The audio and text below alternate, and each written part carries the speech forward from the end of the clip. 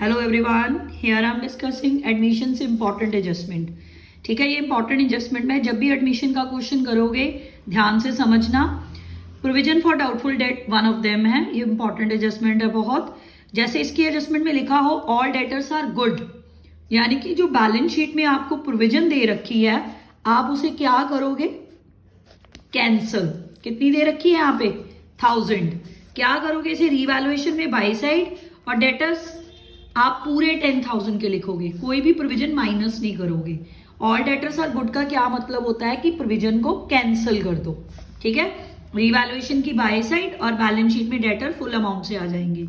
Second adjustment है, debtor 10,000, provision दे रखी है 1000, पर नीचे इसके रिगार्डिंग एडजस्टमेंट है further new bad debts 500 create provision 5%। ये आपने +1 में भी कर रखा था। मैं रिपीट करती हूँ, जो अंदर प्रोविजन दी होती है वो ओल्ड होती है, जो एडजस्टमेंट में होती है वो न्यू होती है।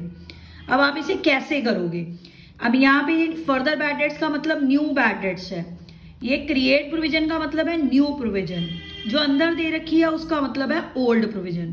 इस केस में आप क्या करोगे, पूरा फॉर्मूला याद करो, old bad debts plus new bad debts plus new provision minus old, ON² plus old एक माइनस है। ठीक है, सारा कुछ प्लस है, बस याद रखना ओल्ड प्रोविजन माइनस है। अब न्यू बैड डेट्स आपको 500 दे रखे थे, ओल्ड प्रोविजन 1000, 475 आप खुद कैलकुलेट करोगे। ये कैसे, डेटर आपको 10,000 के थे ना, सेम 10,000 के लिखो। ठीक है, न्यू बैड डेट्स कितने के थे 500 के, डेटर में से माइनस करो, जो बच जाएगी फिगर उस पर 5% प्रोविजन क्रिएट करो, 475 आ जाएगी। ये आप बैलेंस शीट में करोगे। अब रीवैल्यूएशन में कैसे करोगे, 475 प्लस 500 975, 1000 माइनस करो तो माइनस में ये फिगर आ गई। अगर ये फिगर माइनस में आ जाए तो रीवैल्यूएशन में बाई साइड जाएगी, अगर ये फिगर पॉजिटिव होती तो रीवैल्यूएशन में 2, नेगेटिव इधर आती है, अगर पॉजिटिव हो तो 2, बैलेंस शीट में यही रहेगी एडजस्टमेंट। ठीक है, नेक्स्ट बच्चे कंफ्यूज होते हैं ओवर और अंडर वैल्यूएशन में। अगर एसेट ओवर वैल्यू है, जैसे मैंने यहाँ एग्जांपल ले रखी है, बैलेंस शीट में स्टॉक है 11,000 का, ओवर वैल्यूड हुआ 10% से, और मशीनरी ओवर अंडर वैल्यूड हुई 10% से, बैलेंस शीट में मशीनरी है 90,000 की। अब इसे कैसे करना है, आपने ओवर वैल्यूएशन लो, मैंने स्टॉक बोला, बैलेंस शीट में गिवन है 11,000 का, रेट ओवर 100 प्लस रेट क्या था 10%। ठीक है, आपकी फिगर आ गई 1000।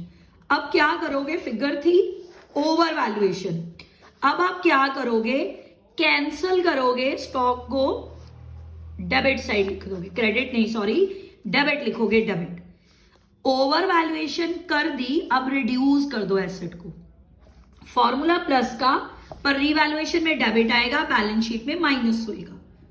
ठीक है, रीवैल्यूएशन में 2 चला जाएगा और बैलेंस शीट में ओवर वैल्यूएशन माइनस होगी। क्लियर, अंडर वैल्यूएशन मैंने मशीनरी मानी थी 90 की, रेट 10% ही रखा, rate over 100 minus rate formula लगेगा, ये फिगर आ गई 10,000 की।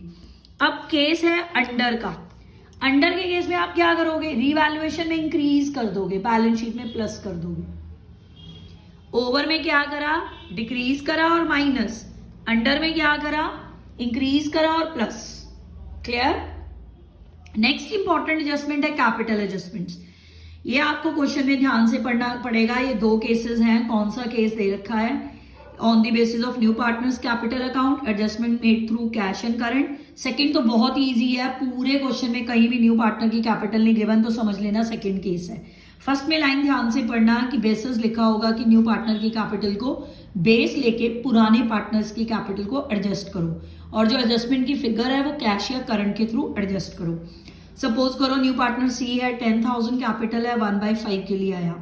सबसे पहले आप क्या करोगे, इस केस में टोटल कैपिटल निकालोगे। ठीक है, on the basis of new partner है, सेकंड में तो गिवन ही नहीं है कैपिटल। 10,000 है, 5/1 कर दो, 50 हो गई। इसे न्यू रेशो में ही तीनों पार्टनर को बांट दो।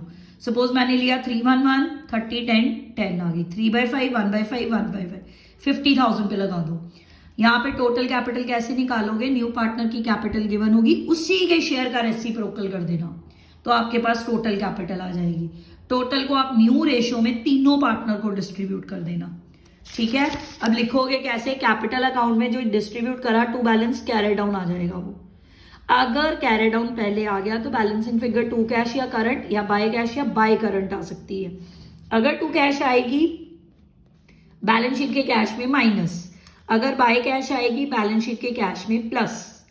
अगर टू करंट आएगी तो लायबिलिटी साइड लिख देना एज इट इज, अगर बाय करंट आएगी तो एसेट साइड लिख देना। ये ध्यान से कर लो, क्लियर। नेक्स्ट है, अगर उसकी कैपिटल ही नहीं गिवन तो आप ए और बी का आंसर निकाल लो, यानी कि टू बैलेंस कैरी डाउन निकालो आफ्टर ऑल एडजस्टमेंट। उनका जो to balance carry down answer है उन दोनों को प्लस कर लो। 1 में से 1/5, या सपोज मैंने माना है सी का शेयर है, न्यू पार्टनर सी है, उसका शेयर है 1/5। टोटल प्रॉफिट में से 1/5 निकाल दो, 4/5 रिमेनिंग आ गया। रिमेनिंग का रेसिप्रोकल करो, सी का शेयर लगाओ, कैपिटल आ जाएगी। ध्यान से समझो, अगर नए पार्टनर की कैपिटल नहीं गिवन तो कैसे निकालनी है। ए और बी का कैरी डाउन निकालो आफ्टर ऑल एडजस्टमेंट, प्लस कर लो, टोटल प्रॉफिट 1 मानो, न्यू पार्टनर का शेयर माइनस करो, रिमेनिंग निकालो, रिमेनिंग का रेसिप्रोकल करो और उसी का सी का शेयर लगा दो 1/5। आपके पास सी की कैपिटल आ जाएगी। सी को मैंने न्यू पार्टनर माना है।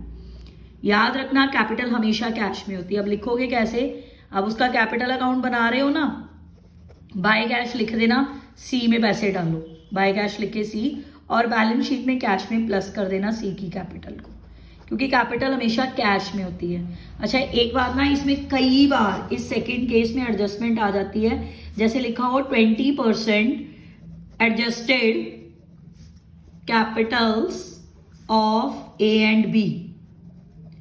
इस केस में ना आप रेसिप्रोकल नहीं करोगे रिमेनिंग का, ये वाला स्टेप मत करना, ये वाला। इसमें आप करोगे ए बी का सारा एडजस्टमेंट डायरेक्ट 20%, ये सी की कैपिटल आ जाएगी। ध्यान से लाइन पढ़ लेना, अगर ऐसे लिखा हो ना, he will bring 20% of adjusted capital of A and B, ठीक है। ही विल ब्रिंग, ही मतलब C will bring 20% of adjusted capital of A and B, ठीक है। तो ए बी का कैरी डाउन आंसर निकालो, कैरी डाउन निकालो, ये टू बैलेंस कैरी डाउन है आफ्टर ऑल एडजस्टमेंट, ठीक है। उसका 20% कर देना, सी की कैपिटल आ जाएगी।